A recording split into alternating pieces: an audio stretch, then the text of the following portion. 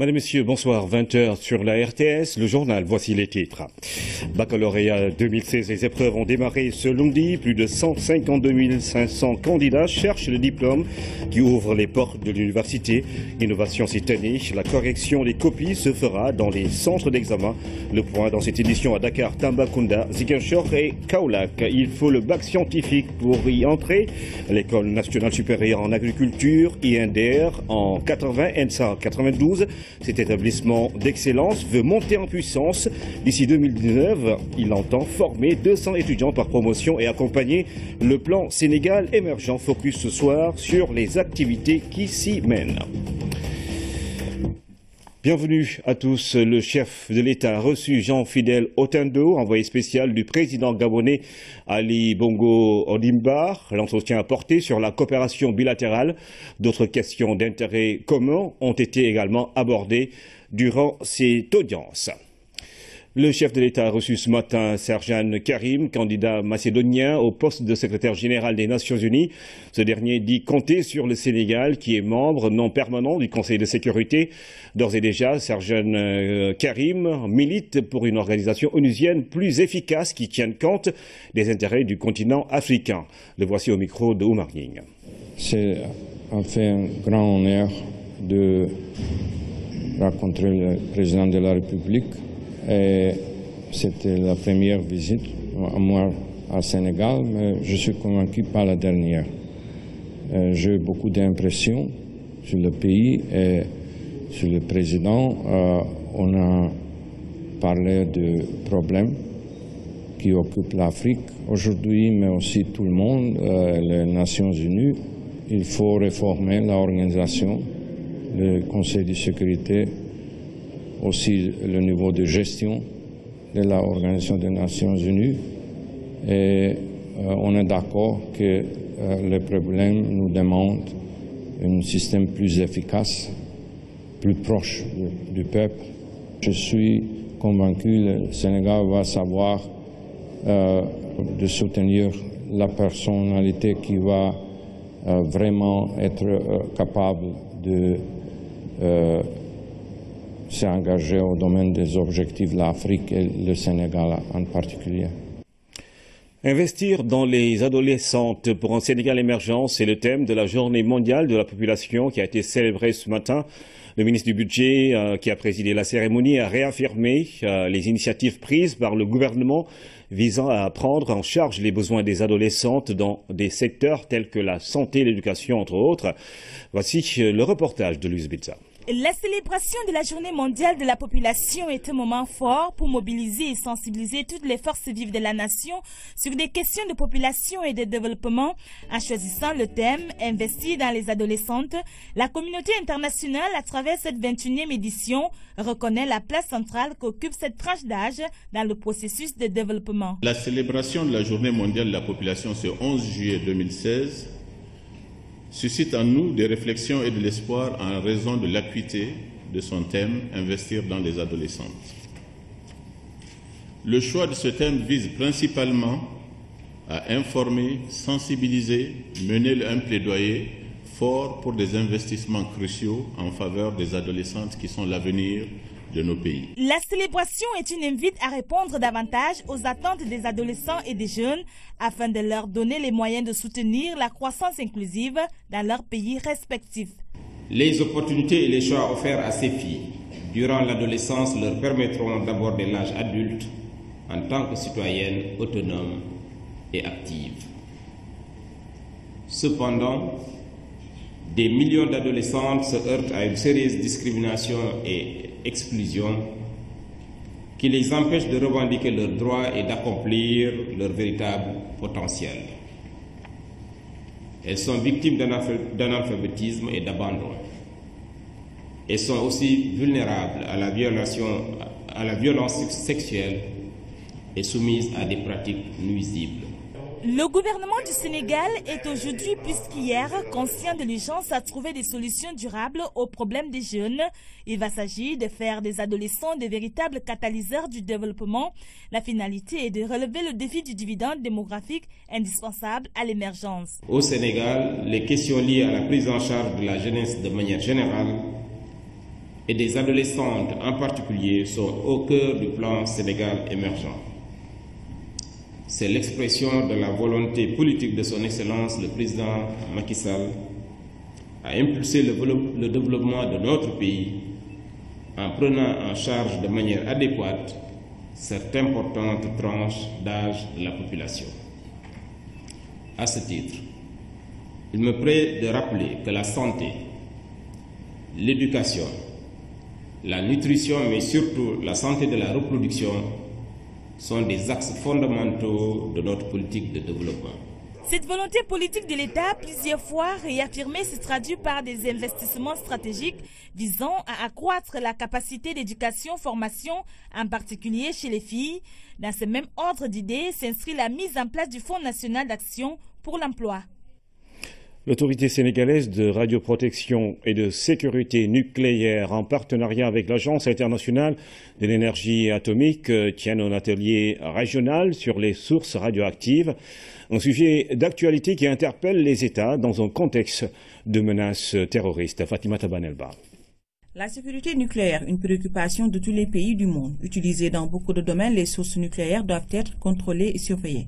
C'est ainsi que les acteurs en appellent à la responsabilité de tous. Les sources radioactives, chaque pays du monde en possède et en utilise dans des applications médicales, agriculture, en recherche, en industrie. Donc le travail de l'AIEA, c'est de soutenir leurs pays pour établir et maintenir un régime de sécurité pour les sources radioactives. Sensibiliser les États, situer les responsabilités, une nécessité pour lutter contre le terrorisme nucléaire. Le Sénégal a déjà fait des avancées dans ce domaine. Au cours de la dernière décennie, le renforcement de la sécurité nucléaire à l'échelle mondiale est devenu une préoccupation majeure de la communauté internationale. Ainsi, les initiatives nationales ou internationales comme l'initiative globale pour combattre le terrorisme nucléaire, le partenariat mondial contre la prolifération des armes de destruction massive, entre autres, se sont multipliés. Le Sénégal a mis en place l'autorité de sûreté nucléaire qui aussi a donc comme mission de sécuriser ces sources radioactives. Depuis que cette autorité a été mise en place, nous travaillons à faire l'inventaire des sources radioactives. Parce que le premier élément, le premier pas vers cette sécurisation, c'est d'abord d'inventorier ces sources, de savoir où elles se trouvent. Et donc de pouvoir les catégoriser aussi. Parce que ces sources-là, nous savons que les sources les plus dangereuses, c'est celles qu'on appelle les sources de haute activité. Durant 5 jours, les participants venus de 23 pays vont partager leurs expériences avec les experts. Ils pourront ainsi fortifier leurs États en matière de sécurité nucléaire.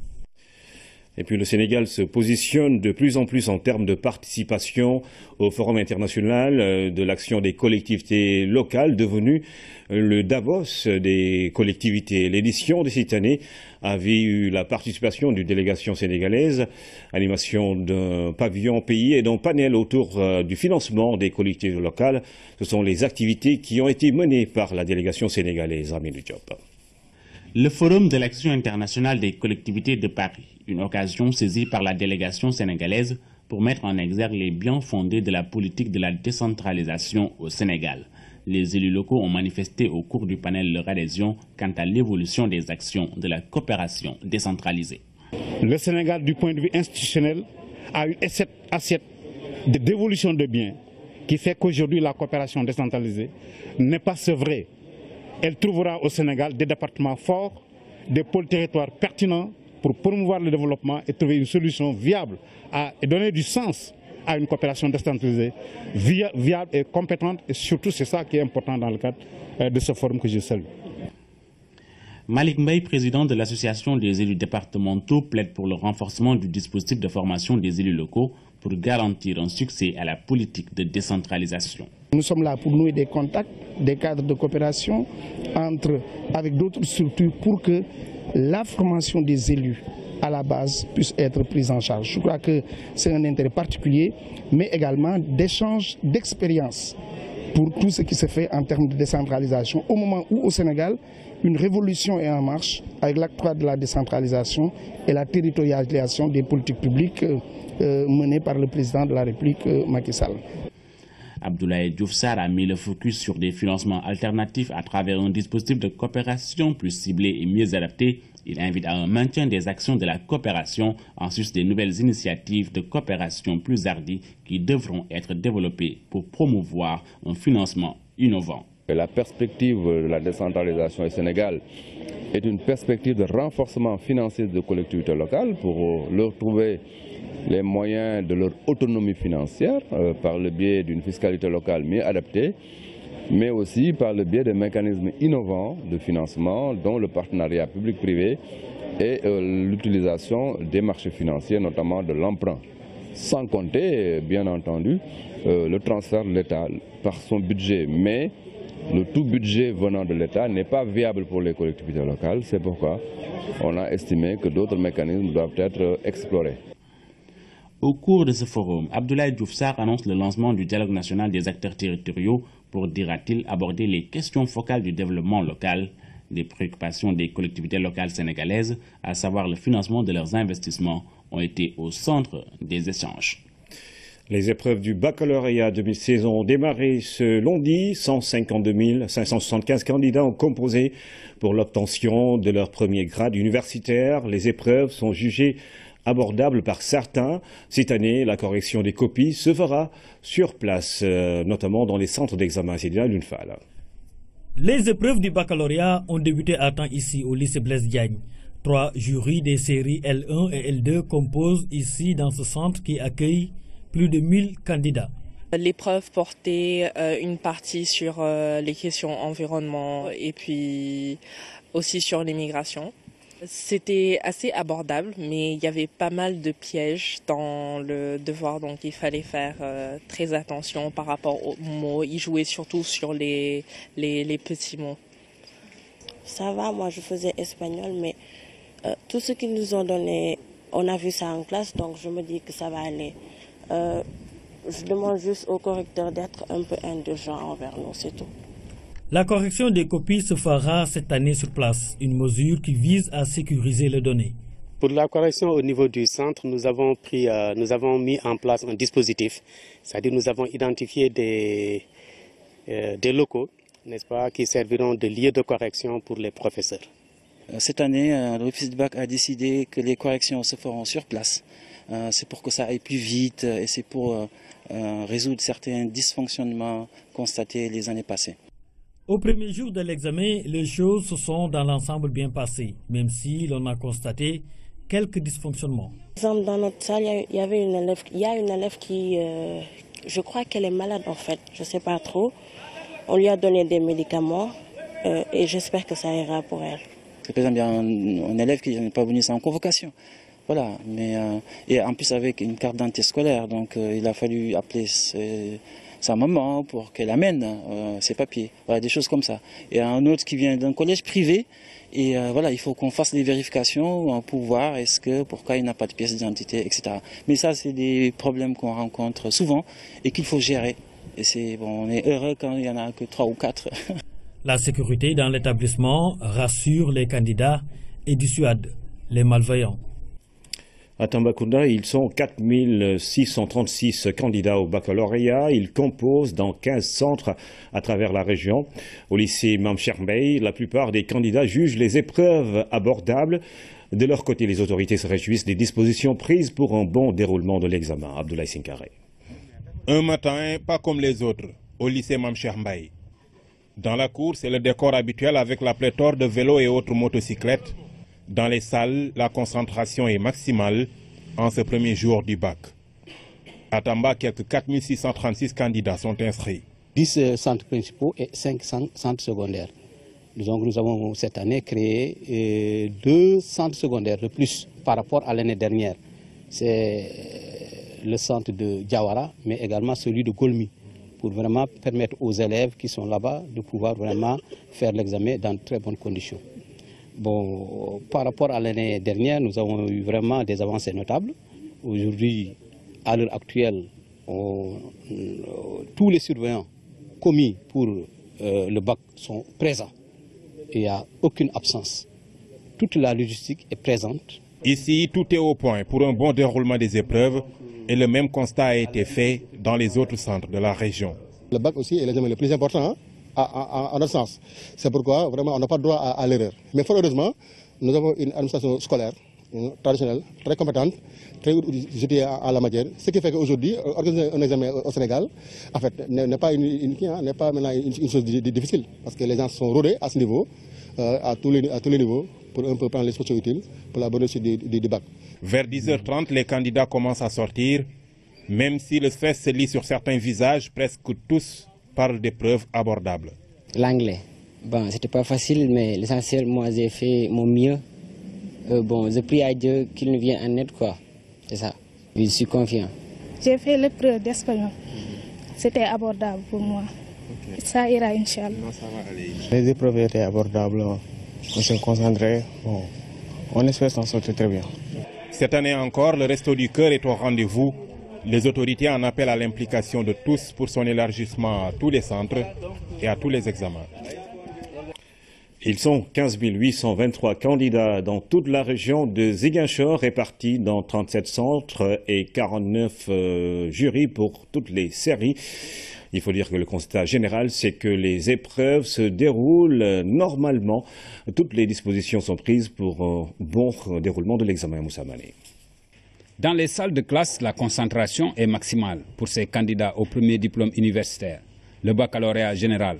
Après l'anticipé de philosophie, ils sont encore là pour se pencher sur le reste des épreuves. Nous avons un effectif de 15 823 candidats, dont 37 pour 100 de candidats nous venant des lycées, 36% de candidats nous venant des écoles privées et 27%, n'est-ce pas, de candidats individuels, répartis entre 37 centres et 49 jurys.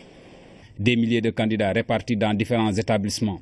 Pour s'enquérir du bon déroulement des épreuves, une délégation conduite par l'autorité administrative a fait un tour dans certains centres, tels que Charles Wanga, lycée Périzac, lycée Djignabo, le plus grand centre, le collège Akapes et le CMTT Djedjou. C'est un examen qui demande beaucoup de disponibilité, beaucoup de diligence. Et ce que nous avons pu constater sur le terrain nous a véritablement rassurés. Nous avons pu nous rendre compte des efforts, en tout cas consentis par les autorités académiques, notamment l'IA, avec l'ensemble de ses collaborateurs, qui ont pu en tout cas travailler à créer des conditions favorables à un bon déroulement en tout cas des examens. Les surveillants, il y en a suffisamment et les dispositions ont été prises pour qu'ils soient ponctuels et partout où nous sommes passés, on nous a dit qu'il n'y a pas de problème de surveillance. Le choix des centres a été fait en tenant compte de l'état des salles. Actuellement, partout où nous sommes passés, on a vérifié si est-ce que les salles étaient étanches. On nous a rassuré sur ce point de vue-là pour dire que même en cas de pluie, les élèves peuvent composer sans problème. À l'issue de la tournée, la situation est rassurante. Toutefois, des absences sont notées, la plupart ayant été constatées depuis l'épreuve de philosophie. Les premiers résultats sont... Et puis à Kaolack, les examens du bac se passent bien. Constat des autorités administratives. Elles ont visité 3 centres ce matin. Plus de 11 000 candidats postulent pour le bac. Pour cette année, les copies seront corrigées dans les centres pour assurer la sécurité. Les candidats jugent les sujets abordables. Claire Diop. L'inspection d'académie de Kaolack a 11 502 candidats en lice pour ce baccalauréat 2016, soit 1772 postulants de plus que l'année passée. Ces derniers sont répartis dans 26 centres d'examen pour 38 jurys. À 8 heures, déjà, les élèves étaient penchés sur les épreuves. Pour beaucoup, les sujets proposés sont abordables parce que étudiés en classe. Toutefois, le stress est plus que palpable. Parce que c'est notre première année de faire le baccalauréat. Donc, il faut que la pression nous gagne. Ce qu'on a donné aujourd'hui, on l'a vu à l'école. La délégation du gouverneur a visité 3 centres, P12, Waljojo Ndiaye et Nouveau Lycée. à 7h30, on a démarré avec les sciences physiques. Donc, c'est 4h, 7h30 à 11h30. Il n'y a pas eu de couac. On a démarré dans de bonnes conditions et voilà, je pense que ça va se terminer dans de bonnes conditions aussi. Au centre Valdiodio Ndiaye, vous avez 4 jurys qui totalisent 1311 inscrits. Mais en faisant la situation à 8h, on a remarqué qu'il y a 31 absents. En amont, toutes les dispositions avaient été prises pour mettre élèves et surveillants dans des conditions optimales de travail. Une des innovations majeures prises par l'Office du bac, c'est que la correction des copies cette année se fera sur place. Cela pour plus de sécurité. Les professeurs vont corriger sur place. Et je pense qu'à ce niveau-là, monsieur le gouverneur, ça a été une recommandation très forte des inspecteurs d'académie. Au contraire, nous allons procéder à une délibération. Le fait de perdre de vue le correcteur, c'est ça qui retarde un tout petit peu. Et avec tout ce que cela comporte comme risque. Nous souhaitons que le résultat soit très bon ici à Kaolack, que nous puissions avoir d'excellents résultats pour qu'à la fin du bac, nous puissions, comme l'année dernière, faire de l'excellence. Partout, la situation est jugée normale. Nous avons eu à relever des cas d'absence qui font moins de 3% dans chacun de ces 3 centres. Les cas d'absence concernant les surveillants concerne uniquement le lycée Valdiodio Ndiaye. Globalement, au niveau de l'académie, nous pouvons considérer que la situation est normale, tant sur le plan organisationnel, matériel que sécuritaire. Pas de dysfonctionnement. Les examens vont se dérouler pendant 3 jours. Les résultats sont attendus au plus tard le mardi prochain. Kaolack veut relever le défi en termes d'organisation et de réussite. L'actualité internationale nous mène au Sud-Soudan, au Venezuela, aux États-Unis et en Israël, où le chef de la diplomatie égyptienne est en mission de paix. Première étape ce soir, le Royaume-Uni. Sarah Louia. On connaît désormais le successeur de David Cameron. La conservatrice Theresa May sera investie au poste de Premier ministre du Royaume-Uni ce mercredi. Elle était depuis lundi la seule candidate en liste dans la course à la succession de ce dernier après le retrait de la candidature de sa rivale Andrea Leadsom. Theresa May, actuelle ministre de l'Intérieur, va devenir la 2e femme chef du gouvernement britannique après Margaret Thatcher.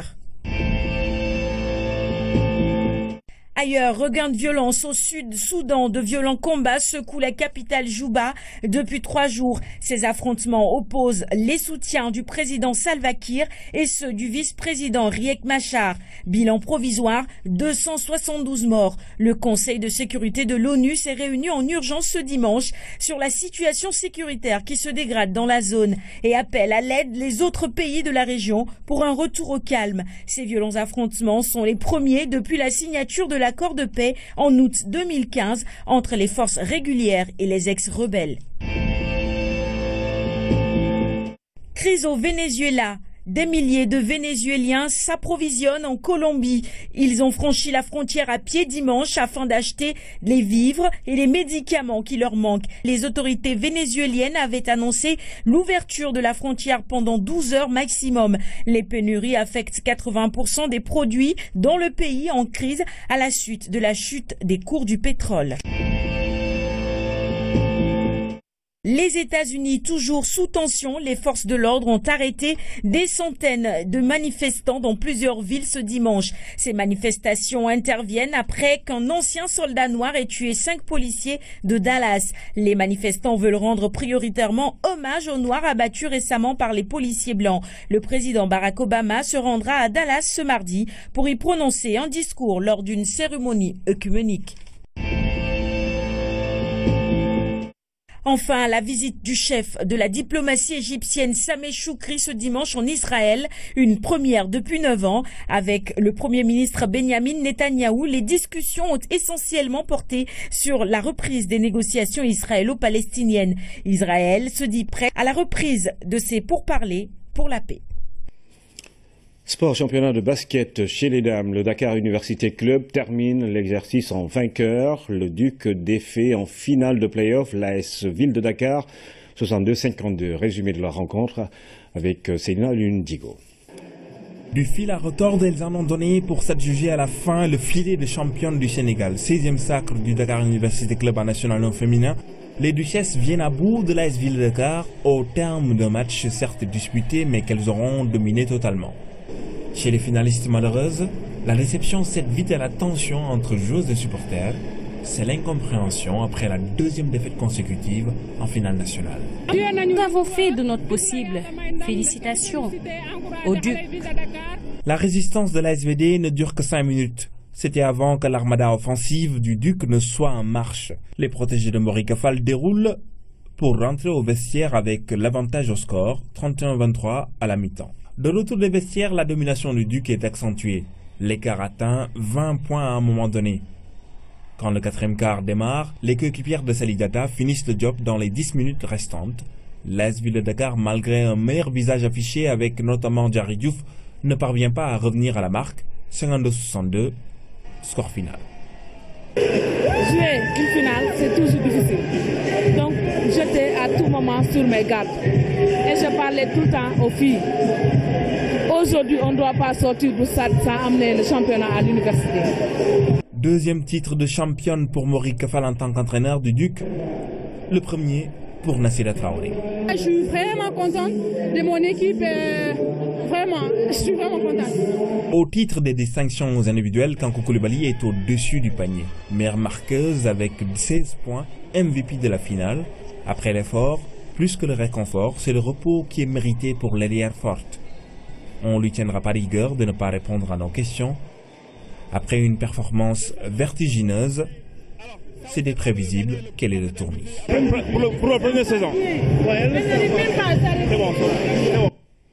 Football, la finale de l'Euro 2016. Le Portugal fête son premier titre continental. Les joueurs de la Seleção sont arrivés ce matin à Lisbonne.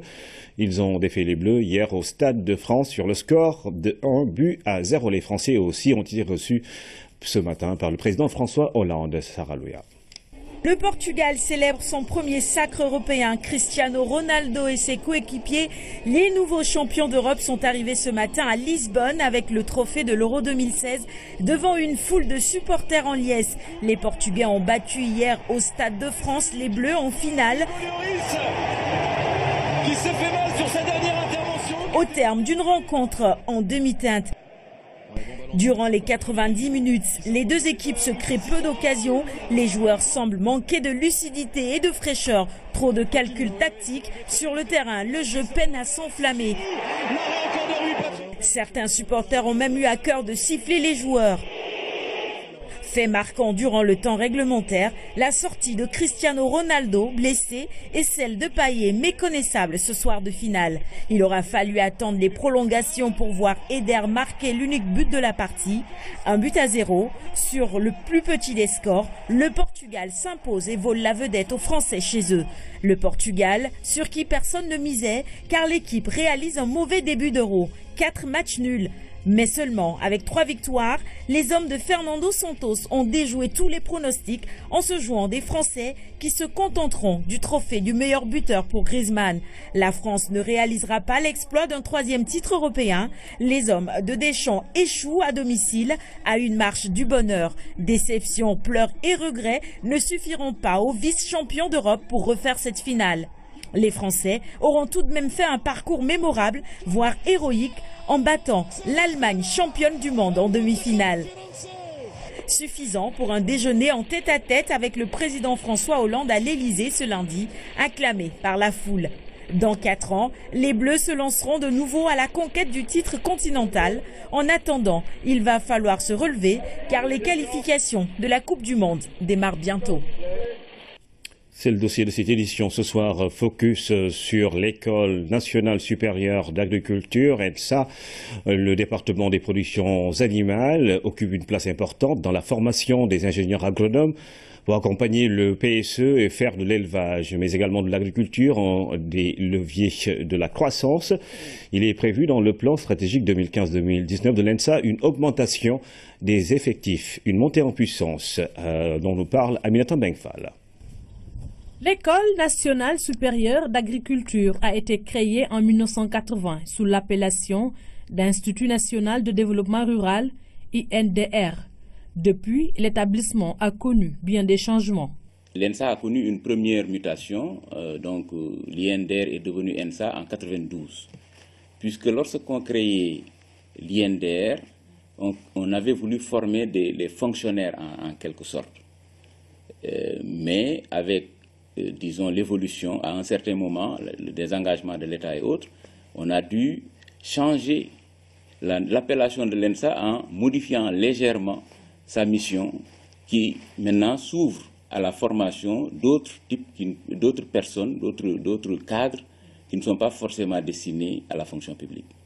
Intégrée depuis 2007 dans l'université de Thiès, l'ENSA forme durant 5 ans des étudiants qui ont obtenu le bac S en agronomie. L'agronomie, c'est une science de synthèse où nous avons plusieurs branches. Ici, nous avons les 4 branches qui sont les productions végétales, donc d'une manière générale, ce qu'on appelle agronomie générale, les productions animales, ça c'est la zootechnie, le génie rural et enfin l'économie et la sociologie rurale. Le département des productions animales occupe une place importante dans la formation des étudiants.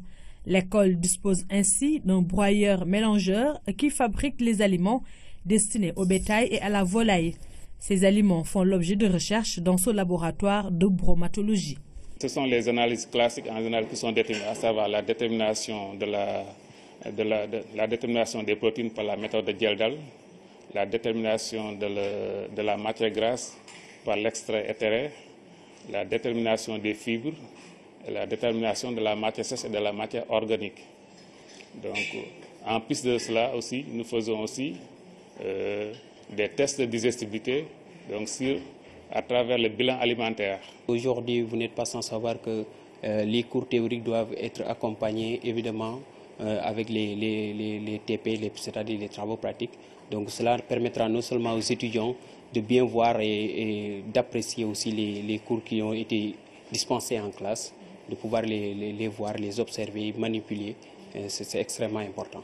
Après la phase de recherche, direction le centre d'application des techniques d'élevage où les aliments font l'objet de tests. Nous, au niveau du centre d'application, nous essayerons de voir comment cet aliment est valorisé par les animaux. En fait, c'est un peu ça qui nous conduit souvent à mener des expérimentations ici. Présentement, donc, c'était un essai que nous menions sur une espèce fourragère, le Stylosanthes, donc un peu pour voir comment les animaux, en fait, la rétention, des éléments majeurs se fait au niveau des animaux comme les ruminants. L'agriculture et l'élevage peuvent être de véritables moteurs de croissance au Sénégal, mais le maillon faible risque d'être les ressources humaines. Pour parer cela, l'ENSA a prévu dans le plan stratégique 2015-2019 une augmentation des effectifs. Pour accompagner le PSE, nous avons le devoir, en tout cas, d'augmenter le nombre d'ingénieurs que nous formons. Et c'est la raison pour laquelle, évidemment, nous nous sommes dit qu'il faut faire une montée en puissance. Montée en puissance qui devrait nous amener à l'horizon 2019 vers à peu près 200 étudiants par promotion. Cette montée en puissance n'est pas sans conséquence sur le fonctionnement de l'établissement, même si des efforts sont faits par les autorités avec la construction de 8 nouvelles salles de classe et 5 laboratoires. La première difficulté à laquelle nous devons faire face, c'est d'abord les conséquences de l'augmentation du nombre. Lorsqu'on augmente le nombre, évidemment, il faut augmenter les infrastructures. L'ENSA est une école où on a le classique, c'est que tout le monde est logé. Tous les étudiants sont logés et la capacité d'accueil originelle, c'était 200 lits. Maintenant, au moment où je parle, nous sommes autour de 280. L'autre problème, c'est peut-être le fonctionnement. Des préoccupations qui seront certainement prises en compte par les autorités pour permettre à l'École nationale supérieure d'agriculture de continuer à être un établissement d'excellence capable de produire des ingénieurs agronomes qui pourront aider le Sénégal à faire de l'agriculture et de l'élevage un levier de développement. La police sénégalaise sort de son mutisme une semaine après l'arrestation de Baye Modou Fall, alias Boy Guinée. Il a été arrêté en même temps que son épouse et son chauffeur. Boy Guinée est poursuivi pour blanchiment de capitaux, faux et usage de faux, vol, entre autres délits. La phase police est close en Fall. Après plusieurs mois de cavale, Baye Modou Fall, alias Boy Guinée, tombe le 5 juillet 2016 entre les mains des limiers du poste frontalier de police de Kalifouro. Ce face-à-face avec la presse a été l'occasion de retracer les circonstances de l'interpellation. De sources dignes de foi, nous avons été informés que Baye Modou Fall alias Boy Guinée se trouverait en République de Guinée et s'apprêterait à retourner en Gambie. Les mêmes sources ont également révélé qu'il serait dans la localité de Koubia, c'est une localité qui se trouve dans le département de Koundara, dans la région de Boké, à Guinée-Conakry, et qu'un certain Pape Ndiaye lui aurait fait parvenir un pneu X6 pour son véhicule de marque BMW X6, sans autre précision à bord duquel il voyagerait. Ça, c'est la première information qu'on a reçue. Donc, au fort de ces renseignements, l'autorité nous a instruit de redoubler de vigilance, comme à l'accoutumée, et de procéder à la fouille systématique des véhicules en provenance de la Guinée. C'est ainsi que le 5 juillet 2016, vers 8h50, les éléments en poste à Kalifourou ont procédé à l'interpellation de 3 individus, 2 hommes, 1 dame, en provenance de la Sierra Leone via la Guinée selon leur déclaration, voyageant à bord du véhicule de la même marque, de couleur noire immatriculée BJL 1731K. L'enquête a permis de constater que c'est Baye Modou Fall lui-même, par le biais d'un double d'une clé dont il disposait depuis l'acquisition du véhicule, qui est venu le récupérer, récupérer ce véhicule. Boy Guinée et ses présumés complices sont poursuivis pour plusieurs délits. Les délits qui sont retenus à leur encontre sont l'association de malfaiteurs, l'évasion multiple, faux et usage de faux, blanchiment de capitaux, vol aggravé et complicité de ces faits. Selon la division des investigations criminelles, la phase d'enquête policière est close. Le dossier a été transmis au procureur général. Baye Modou Fall et compagnie seront certainement édifiés sur leur sort les jours à venir. Tigo a lancé une grande caravane nationale pour aller à la rencontre des populations sénégalaises. Cette tournée est l'occasion pour Tigo de présenter ses nouvelles offres, Jotaay, et de faire expérimenter son réseau Internet. La direction commerciale de Tigo a rencontré la presse pour présenter les activités du 2e semestre à Wandiaï. Tigo Sénégal a décidé de prendre un tournant stratégique majeur pour être encore plus proche de ses clients. Il s'agit de satisfaire davantage les attentes et besoins des populations. L'opérateur aborde le 2e semestre avec une nouvelle dynamique. Les offres Jotaay sont de nouveaux produits qui donnent l'opportunité à chaque abonné de choisir le produit qui lui convient le mieux. Alors nous avons défini 3 types d'offres. Les Jotaay Confort pour les personnes qui aiment les offres complètes, c'est-à-dire appel, voix, SMS. Les Jotaay Cool pour les jeunes et toutes personnes qui se sentent jeunes d'ailleurs et qui aiment les offres connectées, qui veulent chatter gratuitement sur WhatsApp, sur Facebook Messenger et recevoir des SMS. Et les Jotaay Xewal qui sont des offres pour les personnes qui aiment la voix, qui veulent appeler tout simplement et qui auront systématiquement 4 fois plus de crédit à chaque recharge. Donc c'est un bougna perpétuel, hein, on va dire. Cette rencontre a été aussi l'occasion de faire découvrir le bus digital que Tigo va déployer dans le cadre de la tournée nationale qui démarre le 12 juillet. Alors vous voyez derrière moi un grand bus, un bus digital, une innovation majeure. Et nous sommes là aujourd'hui pour annoncer le lancement de notre caravane nationale qui démarrera demain, 12 juillet, pendant 3 mois. Vous le savez, nous sommes un opérateur digital lifestyle. Nous le clamons et nous le réclamons. Depuis le lancement de la 3G, nous essayons toujours d'apporter des produits et services innovants, accessibles. Chez Tigo, l'accessibilité, c'est vraiment un point différenciant. Alors, nous avons des forfaits Internet à partir de 100 francs. Nous avons lancé l'année dernière des partenariats avec Facebook pour pouvoir offrir à nos clients la connexion gratuitement, l'accès à Facebook gratuitement. Le bus digital permet de se connecter gratuitement, de tester le réseau 3G.